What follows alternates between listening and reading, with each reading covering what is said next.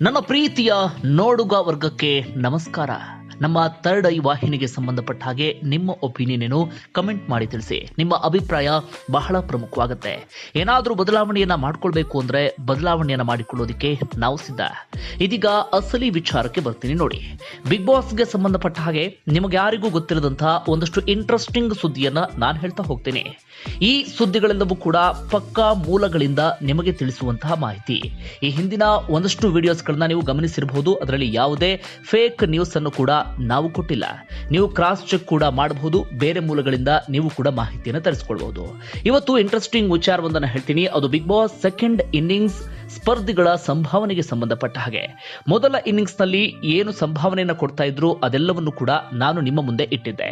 ಅದೇ ರೀತಿಯಾಗಿ second innings ನಲ್ಲಿ ಕೊಡುವಂತಹ ಸಂಭಾವನೆಯನ್ನು ಕೂಡ ನಾನು ಹೇಳ್ತಾ ಹೋಗ್ತೀನಿ. ಸಂಭಾವನೆಯನ್ನು ನೋಡಿ ಒಂದಷ್ಟು ಜನ ಹೇಳ್ಬೋದು, ಇಷ್ಟು ಕಡಿಮೆ ಮೊತ್ತಕ್ಕೆ ಇವರೆಲ್ಲರೂ ಕೂಡ ಬಿಗ್ ಬಾಸ್ ಮನೆಗೆ ಬರ್ತಾರಾ ಅಂತ ಹೇಳಿ. ವೀಕ್ಷಕರೇ, ನಾವೆಲ್ಲರೂ ಕೂಡ ಅರ್ಥ ಮಾಡಿಕೊಳ್ಳಬೇಕಾದಂತ ಒಂದು ವಿಚಾರ ಏನಪ್ಪಾ ಅಂದ್ರೆ, ಬಿಗ್ ಬಾಸ್ ನಲ್ಲಿ ಯಾರು ಕೂಡ ದುಡಿಮೆಗೆ ಅಂತ ಬರೋದಿಲ್ಲ. ಅಂದ್ರೆ ನಾವು ಆರ್ಥಿಕವಾಗಿ ಸಬಲರಾಗಬೇಕು ಅಂತ ಮನಸ್ಸಿಟ್ಕೊಂಡು ಬರುವಂತವರ ಸಂಖ್ಯೆ ತೀರಾ ಕಡಿಮೆ ಆಗುತ್ತೆ. ಬಿಗ್ ಬಾಸ್ ಗೆ ಬರೋರೆಲ್ಲರೂ ಕೂಡ ನಮಗೊಂದು ವೇದಿಕೆ ಬೇಕು, ನಮಗೊಂದು ಅವಕಾಶ ಬೇಕು, ಕಳೆದು ಹೋಗಿದ್ದಂತ ನಾವು ಮತ್ತೊಮ್ಮೆ ಮುನ್ನೆಲೆಗೆ ಬರಬೇಕು, ನಮಗೆ ಪ್ರಚಾರ ಬೇಕು, ಈ ಮೂಲಕ ಒಂದಷ್ಟು ಅವಕಾಶಗಳು ನಮಗೆ ಒದಗಿ ಬರುತ್ತೆ ಎನ್ನುವಂತ ಕಾರಣಕ್ಕಾಗಿ ಬರ್ತಾರೆ. ನೀವು ಪ್ರತಿ ಸೀಸನ್ ಅನ್ನು ಕೂಡ ಗಮನಿಸಿ, ತುಂಬಾ ಪ್ರಸಿದ್ಧಿಯನ್ನ ಪಡೆದು ಕೈ ತುಂಬಾ ದುಡಿಮೆ ಇದ್ದಂಥವರು, ಬಹಳ ಖ್ಯಾತಿಯನ್ನ ಪಡೆದುಕೊಂಡಂಥವ್ರು ಯಾರು ಕೂಡ ಬಿಗ್ ಬಾಸ್ ಮನೆಗೆ ಬರೋದಿಲ್ಲ. ಈ ಹಿಂದೆ ಪ್ರಸಿದ್ಧಿಯನ್ನ ಪಡೆದು ಈಗ ಖಾಲಿ ಕುಳಿತುಕೊಂಡಂಥವ್ರು ಅಥವಾ ಸೋಷಿಯಲ್ ಮೀಡಿಯಾದಲ್ಲಿ ಸ್ವಲ್ಪ ಮಟ್ಟಿಗೆ ಸೆನ್ಸೇಷನಲ್ ಅಂತ ಅನ್ಸ್ಕೊಂಡು ಅವಕಾಶಕ್ಕಾಗಿ ಹುಡುಕಾಟ ಆಡ್ತಾ ಇರುವಂಥವ್ರು, ಒಂದು ಕಾಲದಲ್ಲಿ ಬಹಳ ಖ್ಯಾತಿಯ ಉತ್ತುಂಗಕ್ಕೆ ಹೋಗಿ ಇಂದು ಕೆಳಗೆ ಬಿದ್ದಂಥವ್ರು, ಇಂಥವರೆಲ್ಲರೂ ಕೂಡ ಬಿಗ್ ಬಾಸ್ ಮನೆಗೆ ಬರ್ತಾರೆ. ಅದರ ಹೊರತಾಗಿಯೂ ಕೂಡ ಒಂದಷ್ಟು ಜನ ಕುತೂಹಲಕ್ಕೆ ಬಿಗ್ ಬಾಸ್ ಮನೆಗೆ ಬರ್ತಾರೇನೆ, ಅಂಥವರಿಗೆ ಅಧಿಕ ಸಂಭಾವನೆಯನ್ನು ಕೂಡ ನೀಡಲಾಗುತ್ತೆ. ಹೀಗಾಗಿ ಸಂಭಾವನೆ ಅನ್ನೋದಿದೆಯಲ್ಲ, ಅದು ನಾವು ಸಂಭಾವನೆ ಅನ್ನೋ ಬದಲು ಗೌರವ ಸಂಭಾವನೆ ಅಂದ್ರೂ ಕೂಡ ತಪ್ಪಾಗ್ಲಿಕ್ಕಿಲ್ಲ. ನೀವೆಷ್ಟು ದುಡಿಮೆ ಮಾಡಿದ್ರೆ ಇಷ್ಟು ದುಡಿಮೆ ಹಣವನ್ನ ತಗೊಳ್ಳಿ, ಕೂಲಿ ತಗೊಳ್ಳಿ ಅಂತ ಇಲ್ಲಿ ಯಾರಿಗೂ ಕೂಡ ಕೊಡೋದಿಲ್ಲ. ಅವರೆಲ್ಲರಿಗೂ ಕೂಡ ಕೊಡೋದು ಗೌರವ ಸಂಪಾದನೆ ಅಥವಾ ಗೌರವ ಸಂಭಾವನೆ. ಆ ಗೌರವ ಸಂಭಾವನೆ ಏನು ಅನ್ನೋದನ್ನ ನಾನು ಹೇಳ್ತಾ ಹೋಗ್ತೀನಿ. ಮೊದಲಿಗೆ ಶುಭ ಪುಂಜ ಒಂದು ಕಾಲದ ಕನ್ನಡದ ಟಾಪ್ ನಟಿ, ಸಾಕಷ್ಟು ಪ್ರಸಿದ್ಧಿಯನ್ನ ಪಡೆದುಕೊಂಡಿದ್ರು. ಆದರೆ ಸದ್ಯ ಸಿನಿಮಾ ಅವಕಾಶಗಳು ಹೇಳಿಕೊಳ್ಳುವಷ್ಟರ ಮಟ್ಟಿಗಿಲ್ಲ. ಹೀಗಾಗಿ ಬಿಗ್ ಬಾಸ್ ಆಫರ್ ಬರ್ತಾ ಇದ್ದ ಹಾಗೆ ಶುಭ ಪುಂಜ ಬಿಗ್ ಬಾಸ್ ಮನೆಗೆ ಬರ್ತಾರೆ. ಅವರಿಗೆ ಮೊದಲ ಇನ್ನಿಂಗ್ಸ್ ನಲ್ಲಿ ಅಂದ್ರೆ ಬಿಗ್ ಬಾಸ್ ಮೊದಲ ಬಾರಿಗೆ ಅವರಿಗೆ ಒಂದು ವಾರಕ್ಕೆ 50,000 ರೂಪಾಯಿ ಹಣವನ್ನ ನೀಡಲಾಗ್ತಿತ್ತು. ಆ ಪ್ರಕಾರವಾಗಿ 72 ದಿನಗಳಿಗೆ ಅವರು 5 ಲಕ್ಷ ಹಣವನ್ನ ತೆಗೆದುಕೊಂಡು ಹೋಗಿದ್ರು ಶುಭ ಪುಂಜ. ಆದರೆ ಸದ್ಯ ಅವರ ಪ್ರಖ್ಯಾತಿ ಜಾಸ್ತಿ ಆಗಿರುವಂತಹ ಕಾರಣಕ್ಕಾಗಿ ಅವರಿಗೆ 60,000 ರೂಪಾಯಿಯನ್ನ ಒಂದು ವಾರಕ್ಕೆ ನೀಡಲಾಗ್ತಾ ಇದೆ. ಒನ್ಸ್ ಅಗೇನ್ ಹೇಳ್ತೀನಿ, ಅವರಿಗೆ ಒಂದು ಸಿನಿಮಾಗೆ ಎಷ್ಟು ಸಂಭಾವನೆಯನ್ನ ಕೊಡಬಹುದು ಅಥವಾ ಇನ್ನು ಸ್ವಲ್ಪ ಜಾಸ್ತಿನೇ ಕೊಡಬಹುದು. ಆದ್ರೆ ಇಲ್ಲಿ ಸಂಭಾವನೆ ಅಂತ ಹೇಳಿ ಅವರು ಬರೋದಿಲ್ಲ, ಅವಕಾಶ ಅಂತ ಬರ್ತಾರೆ. ಮುಂದಿನ ಸ್ಪರ್ಧಿ ನಿಧಿ ಸುಬ್ಬಯ್ಯ ಕೂಡ ಹೌದು, ಒಂದು ಕಾಲದಲ್ಲಿ ಕನ್ನಡದ ಖ್ಯಾತ ನಟಿ, ಕನ್ನಡದಿಂದ ಅವಕಾಶಗಳನ್ನ ಪಡೆದುಕೊಂಡು ತದನಂತರ ಬಾಲಿವುಡ್ ನಲ್ಲೂ ಕೂಡ ಮಿಂಚಿದಂತ ನಟಿ ಕೂಡ ಹೌದು. ಅದರ ವೈವಾಹಿಕ ಜೀವನದಲ್ಲಿ ಒಂದಷ್ಟು ಎಡವಟ್ಟಾಯ್ತು, ಅವರ ಬದುಕಿನಲ್ಲೂ ಕೂಡ ಒಂದಷ್ಟು ಏರುಪೇರಾಯ್ತು. ಸಿನಿಮಾ ಅವಕಾಶಗಳು ಕೂಡ ನಿಧಿ ಸುಬ್ಬಯ್ಯ ಅವರಿಗೆ ಇರಲಿಲ್ಲ. ಈ ಕಾರಣಕ್ಕಾಗಿ ಬಿಗ್ ಬಾಸ್ ಅವಕಾಶ ಬರ್ತಾ ಇದ್ದ ಹಾಗೆ ಬಿಗ್ ಬಾಸ್ ಮನೆಗೆ ಅವರು ಆಗಮಿಸ್ತಾರೆ. ಒಂದು ಕಾಲದ ಟಾಪ್ ನಟಿ ಆಗಿದ್ದಂತ ಕಾರಣಕ್ಕಾಗಿ, ಸಾಕಷ್ಟು ಪ್ರಖ್ಯಾತಿಯನ್ನ ಪಡೆದುಕೊಂಡಿದ್ದಂತ ಕಾರಣಕ್ಕಾಗಿ ನಿಧಿ ಸುಬ್ಬಯ್ಯ ಅವರಿಗೆ ಒಂದು ವಾರಕ್ಕೆ 50,000 ರೂಪಾಯಿನ ನೀಡಲಾಗ್ತಿತ್ತು. ಆ ಪ್ರಕಾರವಾಗಿ ಅವರು 5 ಲಕ್ಷ ಹಣವನ್ನ ಪಡೆದುಕೊಂಡು ಹೋಗಿದ್ರು ಈ ಹಿಂದೆ ಹೋಗುವಂತ ಸಂದರ್ಭದಲ್ಲಿ. ಸದ್ಯ ಪ್ರಖ್ಯಾತಿಯನ್ನ ಜಾಸ್ತಿ ಆಗಿರುವಂತ ಕಾರಣಕ್ಕಾಗಿ ಅವರಿಗೂ ಕೂಡ 60,000 ರೂಪಾಯಿ ಸಂಭಾವನೆಯನ್ನ ಕೊಡಲಾಗ್ತಾ ಇದೆ. ವೈಷ್ಣವಿ ಗೌಡ ಒಂದು ಕಾಲದಲ್ಲಿ ಕಿರುತೆರೆಯಲ್ಲಿ ಮಿಂಚನ್ನ ಹರಿಸಿದಂತ ನಟಿ, ಯಾವ ಹೀರೋಯಿನ್ಗೂ ಕೂಡ ಕಡಿಮೆ ಇಲ್ಲ ಎನ್ನುವಷ್ಟರ ಮಟ್ಟಿಗೆ ಆ ಸೀರಿಯಲ್ ಮೂಲಕ ಅವರು ಪ್ರಸಿದ್ಧಿಯನ್ನ ಪಡೆದುಕೊಂಡಿದ್ರು. ಪ್ರತಿ ಮನೆಗೂ ಕೂಡ ರೀಚ್ ಆಗಿದ್ರು. ಈ ಹಿಂದೆ ಅವರಿಗೆ ಬಿಗ್ ಬಾಸ್ ಆಫರ್ ಬಂದಿದ್ರು ಕೂಡ ತಿರಸ್ಕರಿಸಿದ್ರು. ಕಾರಣ ಒಂದಷ್ಟು ಅವಕಾಶಗಳು ಬರಬಹುದು ಎನ್ನುವಂತ ಕಾರಣಕ್ಕಾಗಿ.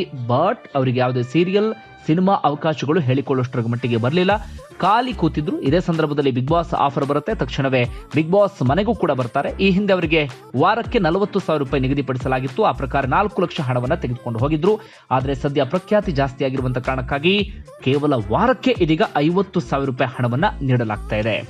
ಅರವಿಂದ್ ಕೆಪಿ ಬಿಗ್ ಬಾಸ್ ಮನೆಗೆ ಬರೋಕು ಮುನ್ನ ಹೆಚ್ಚಿನ ಜನರಿಗೆ ಗೊತ್ತಿರಲಿಲ್ಲ ಯಾರು ಅಂತ ಹೇಳಿ. ಆನಂತರ ಗೊತ್ತಾಗುತ್ತೆ ಬೈಕ್ ರೇಸರ್ ಅಂತ. ತದನಂತರ ಸರ್ಚ್ ಮಾಡಿ ನೋಡಿದಾಗ ಗೊತ್ತಾಗಿರುವಂತಹ ವಿಚಾರಗಳೆಂದರೆ ಅಂತಾರಾಷ್ಟ್ರೀಯ ಮಟ್ಟದಲ್ಲಿ ಖ್ಯಾತಿಯನ್ನು ಗಳಿಸಿಕೊಂಡಿದ್ದಾರೆ ಅರವಿಂದ್ ಅಂತ ಹೇಳಿ.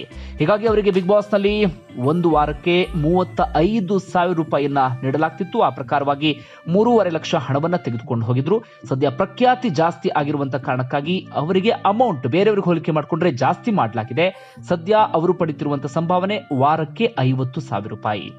ಶಮಂತ್ ಗೌಡ ಟಿವಿ ಲೋಕದವರಿಗೆ ಹೆಚ್ಚಾಗಿ ಗೊತ್ತಿರೋದಿಲ್ಲ, ಬಟ್ ಸೋಷಿಯಲ್ ಮೀಡಿಯಾ, ಯೂಟ್ಯೂಬ್ ಇದರಲ್ಲಿ ಸಕ್ರಿಯರಾಗಿರೋರಿಗೆ ಶಮಂತ್ ಗೌಡ ಮುಂಚೆನೆ ಗೊತ್ತಿತ್ತು. ವೆಬ್ ಸೀರೀಸ್ಗಳಲ್ಲಿ, ಅದೇ ರೀತಿಯಾಗಿ ಒಂದಷ್ಟು ಆಲ್ಬಮ್ ಸಾಂಗ್ಗಳ ಮೂಲಕವೂ ಕೂಡ ಪ್ರಸಿದ್ಧಿಯನ್ನು ಪಡೆದುಕೊಂಡಿದ್ರು. ಸಣ್ಣ ಪುಟ್ಟ ಸೀರಿಯಲ್ಗಳಲ್ಲಿ ಅಭಿನಯವನ್ನು ಕೂಡ ಮಾಡಿದ್ರು, ಚಿಕ್ಕ ಪುಟ್ಟ ಪಾತ್ರಗಳನ್ನ ನಿರ್ವಹಿಸಿದ್ರು. ಶಮಂತ್ಗೆ ಹಿಂದೆ 25,000 ರೂಪಾಯಿಯನ್ನ ನೀಡಲಾಗ್ತಾ ಇತ್ತು. ಅವರ ಪ್ರಖ್ಯಾತಿಗೆ ತಕ್ಕ ಹಾಗೆ 2.5 ಲಕ್ಷ ಹಣವನ್ನು ತೆಗೆದುಕೊಂಡು ಹೋಗಿದ್ರು. ಆದ್ರೆ ಸದ್ಯ 35,000ಕ್ಕೆ ಹೆಚ್ಚಿಗೆ ಮಾಡಲಾಗಿದೆ, ಅಂದ್ರೆ ವಾರಕ್ಕೆ 35,000. ಮಂಜು ಪಾವಗಡ ಅವರಿಗೆ ಈ ಹಿಂದೆ ಹೇಳ್ಕೊಳ್ಳುವಷ್ಟರ ಮಟ್ಟಿಗೆ ಸಂಭಾವನೆ ಏನು ಇರಲಿಲ್ಲ. ವಾರಕ್ಕೆ 30,000 ರೂಪಾಯಿಯನ್ನು ನೀಡಲಾಗ್ತಿತ್ತು, 3 ಲಕ್ಷ ತೆಗೆದುಕೊಂಡು ಹೋಗಿದ್ರು. ಆದರೆ ಇದೀಗ ಮಂಜು ಪಾವಗಡ ಅವರ ಪ್ರಖ್ಯಾತಿ ಕೂಡ ಜಾಸ್ತಿ ಆಗಿರುವಂತಹ ಕಾರಣಕ್ಕಾಗಿ ಅರವಿಂದ್ ಅವರ ರೀತಿಯಲ್ಲಿ ಅವರಿಗೂ ಕೂಡ ಜಾಸ್ತಿ ಮಾಡಲಾಗಿದೆ. ಈಗ ಕೇವಲ ಒಂದು ವಾರಕ್ಕೆ 50,000 ರೂಪಾಯಿ ಹಣವನ್ನ ನೀಡಲಾಗ್ತಿದೆ. ಯಾಕಂದ್ರೆ ಎಲ್ಲ ಕಡೆಗಳಲ್ಲೂ ಕೂಡ ಮಂಜು ಬಗ್ಗೆ ಒಳ್ಳೆಯ ಟಾಕ್ ಕೇಳಿ ಬರ್ತಾ ಇದೆ. ಮಂಜು ಪಾವಗಡ ಈ ಹಿಂದೆ ಮಜಾ ಭಾರತದ ಮೂಲಕ ಸಾಕಷ್ಟು ಪ್ರಸಿದ್ಧಿಯನ್ನ ಪಡೆದುಕೊಂಡಿದ್ರು. ಈ ಕಾರಣಕ್ಕಾಗಿ ಮಂಜುಗೂ ಕೂಡ ಉತ್ತಮ ಸಂಭಾವನೆಯನ್ನ ನೀಡಲಾಗ್ತಾ ಇದೆ. ಅದೇ ರೀತಿಯಾಗಿ ದಿವ್ಯಾ ಸುರೇಶ್ ಕೂಡ ಮಾಡಲಿಂಗ್ ಕ್ಷೇತ್ರದಲ್ಲಿ ಮಿಂಚನ್ನ ಹರಿಸಿದ್ರು. ತದನಂತರ ತೆಲುಗು ಸಿನಿಮಾಗಳಲ್ಲಿ, ಕನ್ನಡ ಸಿನಿಮಾಗಳಲ್ಲಿ ಕಾಣಿಸಿಕೊಂಡಿದ್ರು, ಸೀರಿಯಲ್ಗಳಲ್ಲೂ ಕೂಡ ಅಭಿನಯಿಸಿದ್ರು. ಆದ್ರೆ ಹೇಳಿಕೊಳ್ಳುವಂತಹ ಹೆಸರು ಬಂದಿರಲಿಲ್ಲ. ಹೀಗಾಗಿ ಬಿಗ್ ಬಾಸ್ ಮನೆಗೆ ಬಂದಾಗಲೂ ಕೂಡ ದಿವ್ಯಾ ಸುರೇಶ್ ಯಾರು ಅಂತ ಬಹುತೇಕರಿಗೆ ಗೊತ್ತಿರಲಿಲ್ಲ. ತದನಂತರ ಗೊತ್ತಾಗುತ್ತೆ ದಿವ್ಯಾ ಸುರೇಶ್ ಕೂಡ ಒಂದಷ್ಟು ಪ್ರಖ್ಯಾತಿಯನ್ನು ಗಳಿಸಿದ್ರು ಅಂತ ಹೇಳಿ. ಅವರಿಗೆ ಹಿಂದೆ ಅವರ ಪ್ರಸಿದ್ಧಿಗೆ ತಕ್ಕ ಹಾಗೆ 30,000 ರೂಪಾಯಿ ನೀಡಲಾಗ್ತಿತ್ತು. ವಾರಕ್ಕೆ 3 ಲಕ್ಷ ತೆಗೆದುಕೊಂಡು ಹೋಗಿದ್ರು. ಆದರೆ ಸದ್ಯ ಅವರಿಗೆ 40,000ಕ್ಕೆ ಹೆಚ್ಚಿಗೆ ಮಾಡಲಾಗಿದೆ. ಪ್ರಶಾಂತ್ ಸಂಬರ್ಗಿ ಸಾಮಾಜಿಕ ಹೋರಾಟಗಾರ, ಹಾಗೆ ಬೇರೆ ಬೇರೆ ರಂಗದಲ್ಲೂ ಕೂಡ ತಮ್ಮಂತಾವು ಗುರುತಿಸಿಕೊಂಡಂತವರು, ಹಾಗೆ ಗಾಂಜಾ ಹೋರಾಟದಲ್ಲೂ ಕೂಡ ಬಹಳ ದೊಡ್ಡ ಮಟ್ಟದಲ್ಲಿ ಹೆಸರನ್ನು ಕೂಡ ಮಾಡಿದ್ರು. ಸಂಬರ್ಗಿ ಅವರಿಗೆ ಹಿಂದೆ 30,000 ರೂಪಾಯಿ ನೀಡಲಾಗ್ತಿತ್ತು. ಅವರು ಅದರ ಪ್ರಕಾರವಾಗಿ 72 ದಿನಗಳಿಗೆ 3 ಲಕ್ಷ ರೂಪಾಯಿ ಹಣವನ್ನು ತೆಗೆದುಕೊಂಡು ಹೋಗಿದ್ರು. ಆದರೆ ಸದ್ಯ ಅವರ ಸಂಭಾವನೆಯನ್ನು ಕೂಡ ಇದೀಗ 40,000ಕ್ಕೆ ಹೆಚ್ಚಿಗೆ ಮಾಡಲಾಗಿದೆ. ಅಂದ್ರೆ ವಾರಕ್ಕೆ 40,000ವನ್ನ ತೆಗೆದುಕೊಳ್ತಾರೆ. ದಿವ್ಯಾ ಉರುಡುಗ ಕೂಡ ಹೌದು, ಒಂದಷ್ಟು ಸೀರಿಯಲ್ಗಳಲ್ಲಿ, ಸಿನಿಮಾಗಳಲ್ಲೂ ಕೂಡ ಹೆಸರು ಮಾಡಿದ್ರು. ಬಟ್ ಎಲ್ರಿಗೂ ರೀಚ್ ಆಗಿರಲಿಲ್ಲ, ಇಡೀ ಕರ್ನಾಟಕಕ್ಕೆ ಅವರು ರೀಚ್ ಆಗಿರಲಿಲ್ಲ. ಬಟ್ ಹಂತವಾಗಿ ಒಂದಷ್ಟು ಹೆಸರನ್ನು ಕೂಡ ಮಾಡ್ತಾ ಇದ್ರು. ಅವರ ಪ್ರಸಿದ್ಧಿಗೆ ತಕ್ಕ ಹಾಗೆ ವಾರಕ್ಕೆ 30,000 ರೂಪಾಯಿ ನೀಡಲಾಗ್ತಿತ್ತು. ಹೆಚ್ಚು ಕಡಿಮೆ 3 ಲಕ್ಷ ರೂಪಾಯಿ ಹಣವನ್ನ ತೆಗೆದುಕೊಂಡು ಹೋಗಿದ್ರು. ಆದರೆ ಸದ್ಯ ಅವರ ಸಂಭಾವನೆಯನ್ನ 40,000ಕ್ಕೆ ಹೆಚ್ಚಳ ಮಾಡಲಾಗಿದೆ. ರಘುಗೌಡ ಟಿವಿ ಲೋಕದವರಿಗೆ, ಸಿನಿಮಾ ಲೋಕದವರಿಗೆ ಹೆಚ್ಚಾಗಿ ಗೊತ್ತಿರಲಿಲ್ಲ. ಆದ್ರೆ ಫೇಸ್ಬುಕ್ ನಲ್ಲಿ, ಯೂಟ್ಯೂಬ್ ನಲ್ಲಿ ಯಾರು ಸಿಕ್ಕಾಪಟ್ಟೆ ಆಕ್ಟಿವ್ ಇರ್ತಾರೆ ಅವರೆಲ್ಲರಿಗೂ ಕೂಡ ರಘು ಬಹಳ ಚೆನ್ನಾಗಿ ಗೊತ್ತಿತ್ತು. ರಘು ವೈನ್ ಸ್ಟೋರ್ ಮೂಲಕ ಸಾಕಷ್ಟು ಪ್ರಸಿದ್ಧಿಯನ್ನು ಕೂಡ ಪಡೆದುಕೊಂಡಿದ್ರು. ಸೋಷಿಯಲ್ ಮೀಡಿಯಾದಲ್ಲಿ ಸೆನ್ಸೇಷನ್ ಅಂತ ಕೂಡ ಅನ್ಸ್ಕೊಳ್ತಾ ಇದ್ರು. ಈ ಕಾರಣಕ್ಕಾಗಿ ಅವರಿಗೆ ವಾರಕ್ಕೆ 25,000 ರೂಪಾಯಿಯನ್ನ ನೀಡಲಾಗ್ತಾ ಇತ್ತು. ಆ ಪ್ರಕಾರವಾಗಿ 2.5 ಲಕ್ಷ ರೂಪಾಯಿಯನ್ನ ತೆಗೆದುಕೊಂಡು ಹೋಗಿದ್ರು. ಸದ್ಯ ಅವರ ಸಂಭಾವನೆಯನ್ನ 35,000ಕ್ಕೆ ಹೆಚ್ಚಳ ಮಾಡಲಾಗಿದೆ. ಚಕ್ರವರ್ತಿ ಚಂದ್ರಚೂಡ್ ಕೂಡ ಸಿನಿಮಾ ಕ್ಷೇತ್ರದಲ್ಲಿ ಗುರುತಿಸಿಕೊಂಡಿದ್ರು. ಪತ್ರಕರ್ತ, ಸಾಮಾಜಿಕ ಹೋರಾಟಗಾರ, ಚಿಂತಕ, ಅದೆಲ್ಲವೂ ಕೂಡ ಹೌದು. ಚಂದ್ರಚೂಡ್ ಅವರು ಈ ಹಿಂದೆ ವಾರಕ್ಕೆ 30,000 ರೂಪಾಯಿ ತೆಗೆದುಕೊಂಡು ಹೋಗ್ತಾ ಇದ್ರು. ಅಂದ್ರೆ ವಾರಕ್ಕೆ 30,000 ರೂಪಾಯಿ ಕೊಡಲಾಗ್ತಿತ್ತು. ವೈಲ್ಡ್ ಕಾರ್ಡ್ ಎಂಟ್ರಿ ಆಗಿರುವಂತಹ ಕಾರಣಕ್ಕಾಗಿ ಕೆಲವು ವಾರಗಳಿಗೆ ಲೆಕ್ಕ ಹಾಕಿ ಅವರಿಗೆ ಹಣವನ್ನ ಈ ಹಿಂದೆ ನೀಡಲಾಗಿತ್ತು, ಗೌರವ ಸಂಭಾವನೆಯನ್ನ. ಆದ್ರೆ ಇದೀಗ 40,000ಕ್ಕೆ ಹೆಚ್ಚಳ ಮಾಡಲಾಗಿದೆ. ಪ್ರಿಯಾಂಕಾ ತಿಮೇಶ್, ಗಣಪ ಸೇರಿದಂತೆ ಒಂದಷ್ಟು ಸಿನಿಮಾಗಳಲ್ಲಿ ನಟನೆಯನ್ನ ಮಾಡುವ ಮೂಲಕ ಪ್ರಸಿದ್ಧಿಯನ್ನ ಪಡೆದುಕೊಂಡಿದ್ರು. ಪ್ರಿಯಾಂಕಾ ತಿಮೇಶ್ ತಮ್ಮದೇ ಆದಂತಹ ಅಭಿಮಾನಿ ಬಳಗವನ್ನು ಕೂಡ ಹೊಂದಿದ್ದಾರೆ. ಆದರೆ ಬಿಗ್ ಬಾಸ್ಗೆ ಬಂದ್ಮೇಲೆ ಇಡೀ ಕರ್ನಾಟಕಕ್ಕೆ ರೀಚ್ ಆಗಿದ್ದಾರೆ, ಮನೆಗೆ ರೀಚ್ ಆಗಿದ್ದಾರೆ. ಸೊ ಅವರಿಗೆ 30,000 ರೂಪಾಯಿನ ನೀಡಲಾಗ್ತಿತ್ತು. ಆದರೆ ಇದೀಗ 2ನೇ ಇನ್ನಿಂಗ್ಸ್ನಲ್ಲಿ 40,000ಕ್ಕೆ ಹೆಚ್ಚಳವನ್ನ ಮಾಡಲಾಗಿದೆ. ಇನ್ನು ಸುದೀಪ್ ಅವರಿಗೆ ಈ ಹಿಂದೆ ಒಂದು ಎಪಿಸೋಡ್ಗೆ 12 ಲಕ್ಷದಷ್ಟು ಅಮೌಂಟ್ ಅನ್ನ ಕೊಡಲಾಗ್ತಾ ಇತ್ತು.